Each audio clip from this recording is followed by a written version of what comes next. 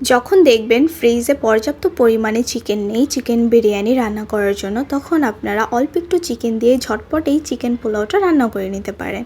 আসসালামু আলাইকুম এভরিওয়ান, আপনাদের সাথে আজকে এই রেসিপিটাই শেয়ার করতে যাচ্ছি। প্রথমে আমি 500 গ্রামের মতো চিকেন নিয়ে নিলাম। এরপরে একটি ছোট বোল নিয়ে নিলাম। এর ভিতরে 2 চা চামচ আদা রসুন বাটা, 1 চামচ মরিচ গুঁড়ো, হাফ চা চামচ হলুদ গুঁড়ো এবং হাফ চা চামচ গোলমরিচ গুঁড়ো নিয়ে নিলাম।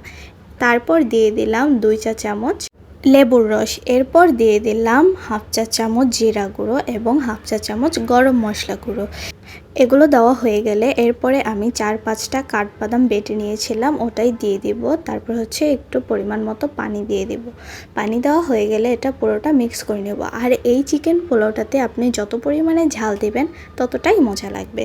এটা মিক্স করা হয়ে গেলে এর ভিতরে আমি দিয়ে দিলাম পেঁয়াজ বেরেস্তা এবং পরিমাণ মতো লবণ। লবণটা আপনারা স্বাদ মতো দিয়ে দিবেন। তারপরে ভালোভাবে চিকেনটা আমরা এখানে ম্যারিনেট করে নেব। চিকেনটাকে ভালোভাবে মশলার ভিতরে মিক্স করা হয়ে গেলে এর উপরে যে বেরেস্তা ভাজা তেলটা ছিল ওটা দিয়ে আমরা আবারও একটু মিক্স করে নেব। এরপরে আমরা এটা একটু রেস্টে রেখে দিব। চুলায় একটি মাঝারি সাইজের প্যান বসিয়ে দিব। এর ভিতরে তেল এবং পেঁয়াজ কুচি দিয়ে দিব। তারপর দিব তেজপাতা, এলাচ এবং দারুচিনি। এরপরে দিয়ে দিব যেই মশলাটা দিয়ে আমরা চিকেনটা ম্যারিনেশন করেছিলাম, শুধু চিকেনগুলো উঠিয়ে যতটুকু মশলা ছিল ততটুকু এর ভিতরে দিয়ে ভালোভাবে আমরা এটাকে কষিয়ে নেব। কষিয়ে নেওয়া হয়ে গেলে এর ভিতরে আমরা 2টো মিনি প্যাক সস দিয়ে দিব। আমার বাসায় মিনি প্যাক সস ছিল তাই আমি ওটাই ব্যবহার করেছি। দিয়ে ভালোভাবে মিক্স করে নিতে হবে। আমার বাসায় বিরিয়ানির মশলা ছিল, যার কারণে আমি অল্প একটু বিরিয়ানির মশলা এখানে মিক্স করে দিয়েছি। তারপর দিয়ে দেব স্বাদ মতো লবণ।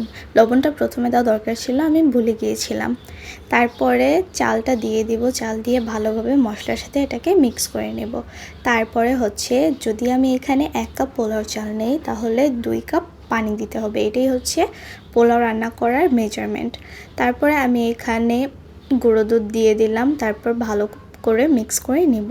মিক্স করা হয়ে গেলে এখন আমরা এটাকে একটু কুক করে তারপরে আমরা এটাকে দমে দিয়ে দিব। তো এই তো হয়ে গেল আমাদের চিকেন পোলাওটা। এই পোলাওটা খেতে এত মজা হয় আর এটা অনেক ঝরঝরা হয়েছিল, আপনারা দেখতেই পাচ্ছেন। বাসায় অবশ্যই এটাকে ট্রাই করবেন। তারপরে আমরা এখানে যে চিকেনটা ম্যারিনেশন করে রেখেছিলাম সেটাকে আমরা ভেজে নেব। তো চিকেনটা ভাজার জন্য আমরা আবার সেম প্যানটা নিয়ে নিব। তারপরে একটু বেশি পরিমাণে তেল ইউজ করব।